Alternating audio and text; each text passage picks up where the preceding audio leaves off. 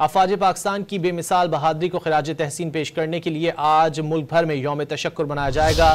वज़ीर आज़म शहबाज शरीफ का कहना है कि पाकिस्तान एक गैरतमंद कौम है। हालिया दिनों में दुश्मन ने बुज़दिलाना और शर्मनाक हरकत की। पाकिस्तान की दलेर अफवाज ने दुश्मन को मौसर और भरपूर जवाब दिया। कौम से खिताब में वज़ीर आज़म ने कहा कि अफवाज पाकिस्तान ने दुश्मन को भरपूर जवाब देकर अस्करी तारीख का एक सुनहरा बाब रकम किया। दुश्मन के राफेल भी शाहीनों के आगे फेल हो गए। ये हमारी गैरत और उसूलों की फतह है। अफवाज पाकिस्तान की बेमिसाल बहादुरी को खिराज तहसीन पेश करने के लिए आज मुल्क भर में यौम तशक्कुर मनाया जाएगा। वज़ीर आज़म शहबाज शरीफ का कहना है कि पाकिस्तान एक गैरतमंद कौम है। हालिया दिनों में दुश्मन ने बुज़दिलाना और शर्मनाक हरकत की। पाकिस्तान की दलेर अफवाज ने दुश्मन को मौसर और भरपूर जवाब दिया।